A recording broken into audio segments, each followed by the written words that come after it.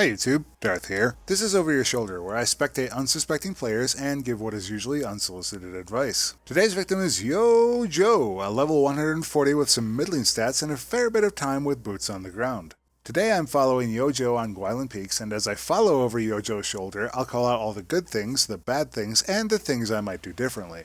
So let's take a peek over Yooojoe's shoulder. Alright. Looks like Yoooojoe wins the roulette of who do I follow today, because he's actually playing. Looks like we have the CZ3A1. That's going to be kind of a rough weapon on this map. You'll be able to do some work with it. Almost gets one there with the small. A couple here to the left. They didn't see him. Gosh, I'm really surprised when people don't see the balloons coming down like that. That was an easy kill for them. Takes that one out with a knife, no problem. Suppressor, potato grip. That's probably the best combination you're going to do for a PDW like this, if you want to have it suppressed. Otherwise, I'd go with the compensator. Laser and coyote. And an AA mine. I suppose if you really hate that transport helicopter, you might get some kills with the with the regular mines on this map, but that might do you a little bit better. Managed to do a little bit of tap fire there and kill that guy. Probably could have done a little bit more. Almost got away from him. Had to spend an entire magazine to kill him. Let's see what we got going on here. This map is very circular, much like, let's see, this is where the difficulty comes in for that. You do have the small to make up some of that long-range distance.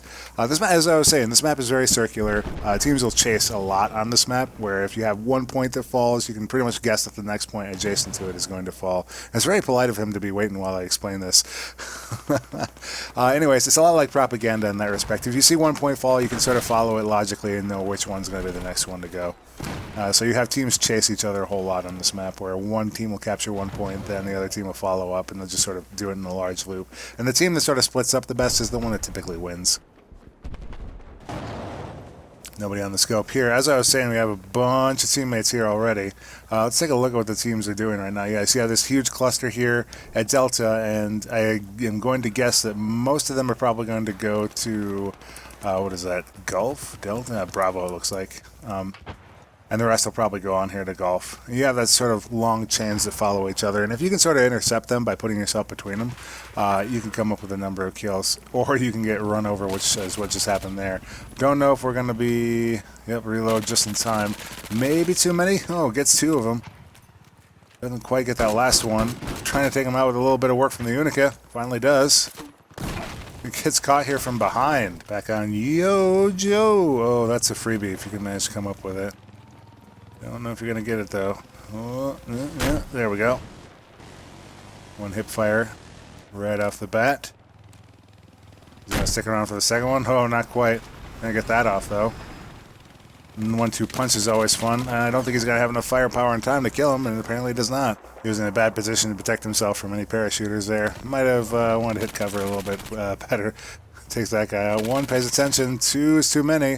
Thankfully not paying attention at all right there. Oh, apparently 4 was the magic number that we couldn't take. If you're going to run the suppressed primary, I don't know why you wouldn't run a suppressed secondary as well if you're trying to be stealthy about it. There are just too many here again, and that CZ3A1 does not have enough ammo to cope. So far we brought the firepower to the fights, but not necessarily the discipline or the ammo count to make it work. Might be worth considering a different weapon that's slightly more attuned to killing more than 2 enemies at a time, because you do tend to have large clusters of enemies coming along. On this map I might choose something like the Ace 52 CQB. It might be a decent choice for the combinations of ranges that you're going to have on the map. And see, he had to use the whole magazine to do that, and he's going to have to use a reload here to to re-equip. Gets that off. I might have led with that. Gets the easy active radar into it. Might get another shot into it right here. Yes, does take out the gunner. Looks like his teammates took out the rest. Doesn't quite kill the chopper, so he can make use of that. No, one or more has apparently gotten out, and the team was not paying attention to it, which is not surprising.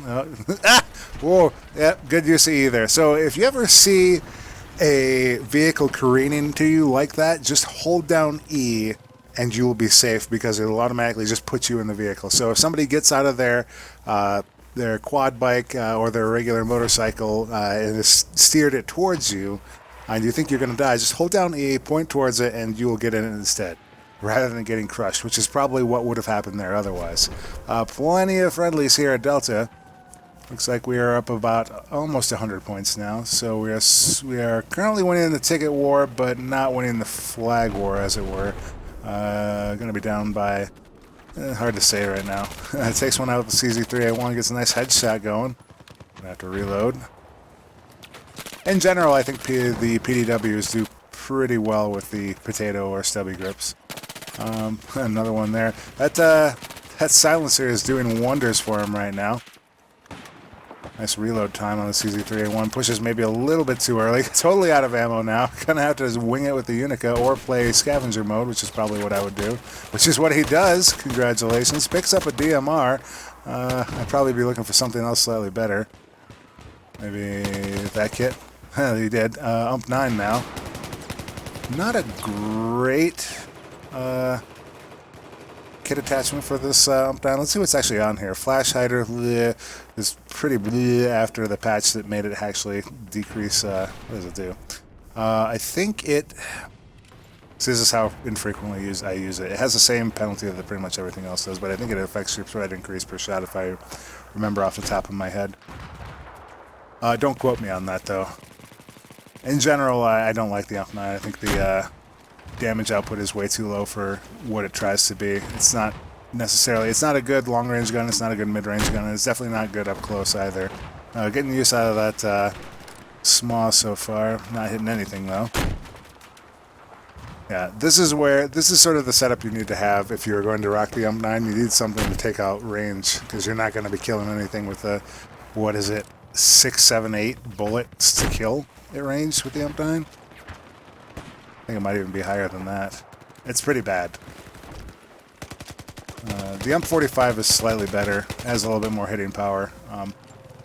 Not a whole lot better, though. The bonus of the UMP9 is that it has accuracy. If you're the kind of person that can land nothing but headshots, congratulations, you might be the best Battlefield player ever.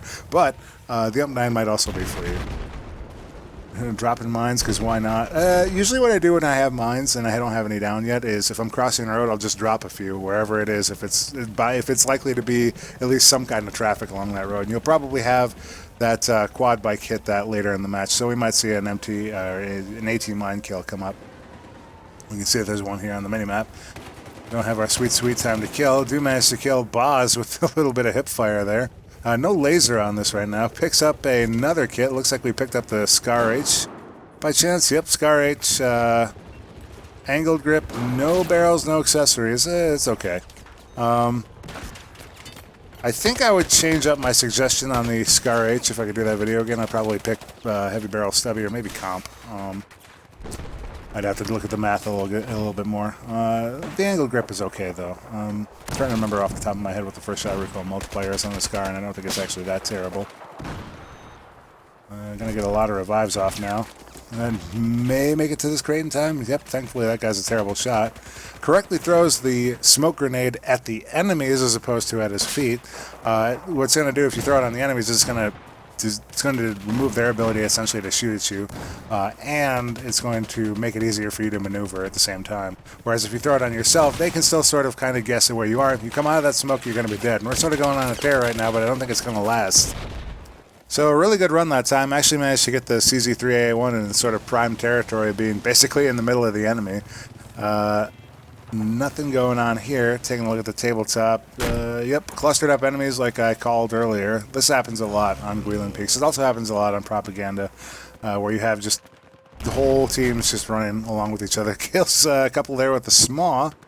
Long-range power here, necessary when you have a short-range PDW like the CZ3A1, which is really effective close-up, but not so much at long-range as you can see here. We're going to probably end up magged-upping the whole thing to try and get a kill and only get killed in return. Alright, back in good form. Plenty of enemies down there. Might as well stand off, try to take a couple of pot shots here. Hope they don't have anything to shoot you back with. Misses a couple there. We shot 2 rockets already. Have 5 in reserve. Or 3 in reserve now. We had 5 total. I wonder if he's running the AT perk or not. I wonder. Unfortunately, it doesn't say here, which is, I think, an oversight. Heading back to Delta. A lot of teams just like to focus up on Delta. You really want to make sure that you hold the periphery. Well, Delta can be a good launching point to a lot of these. A lot of teams also lose because they don't spread out and they don't take the points on the periphery of the map. Almost managed to come with that guy. Not quite a good choice in hip firing to begin with. Probably got surprised on that one would be my guess. Spot one here on the mini-map. And didn't spot his friend though. US team takes that guy with a little bit of hip fire action. Might ADS there myself. No cover here, pretty much. This is one of those points that have spawns on both sides of it, so it can be really difficult to capture this, especially without a lot of help. So you have spawns here on the southwest side that you just saw, and you also have them over there on that side, which you just got taken out by.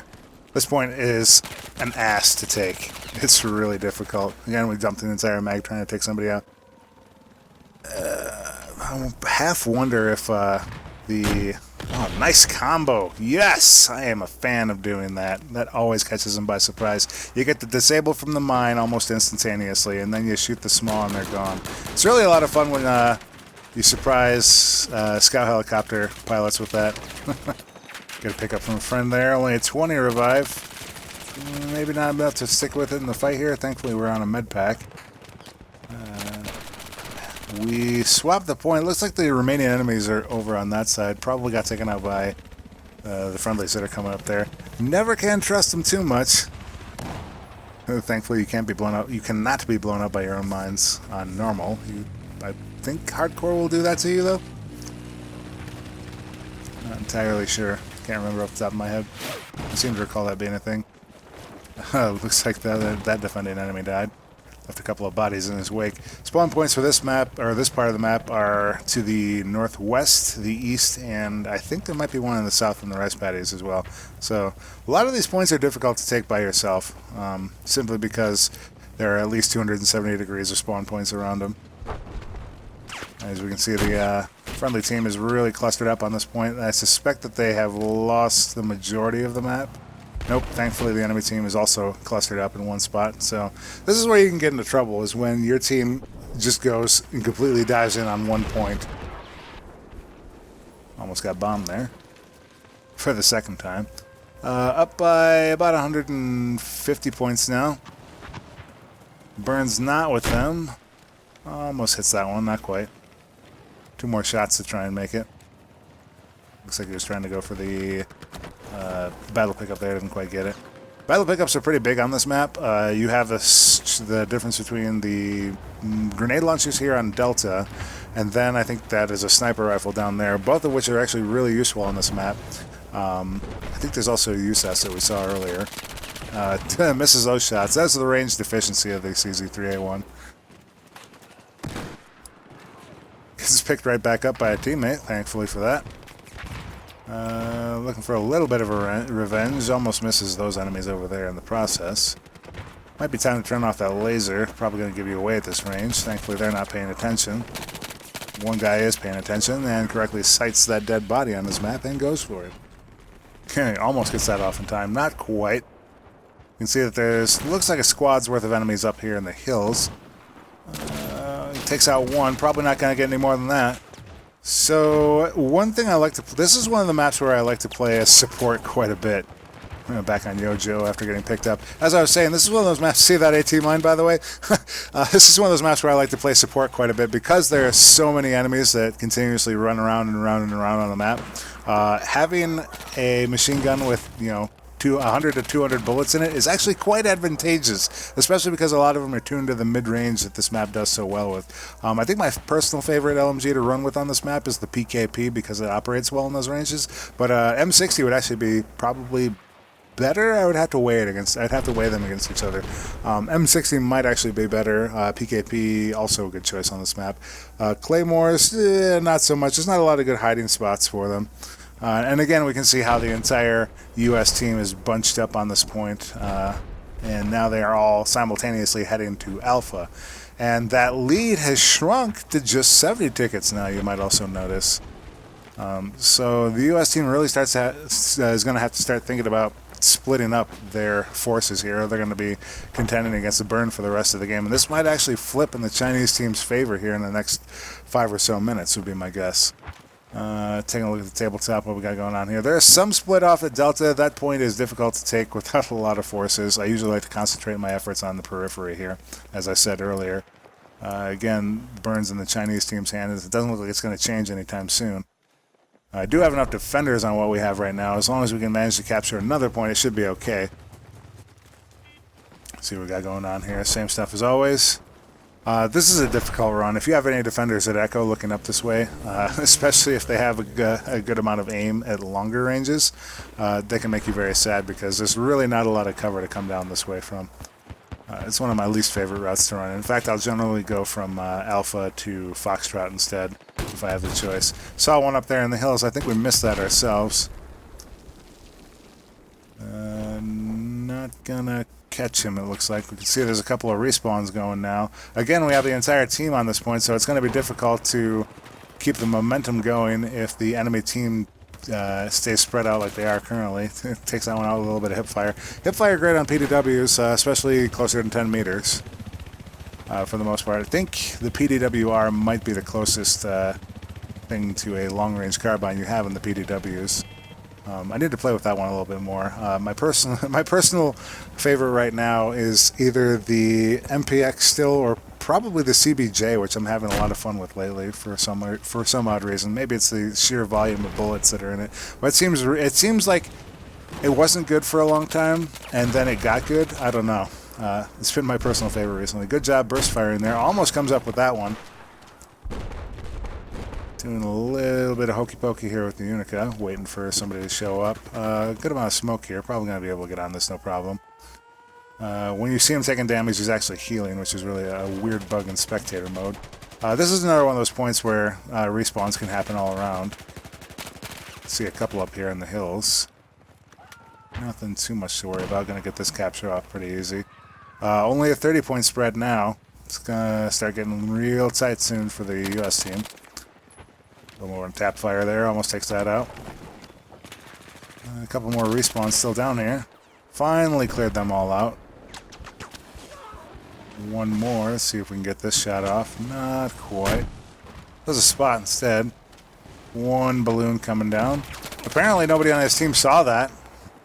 Good thing he took it out. There'd be 4 dead bodies otherwise. Down to 26-point difference. Burn still in the Chinese team's favor. Now it's equal. More coming down from Delta. Another thing is, on this map you can draw a pretty straight line from any point and guess where the enemies are going to be coming.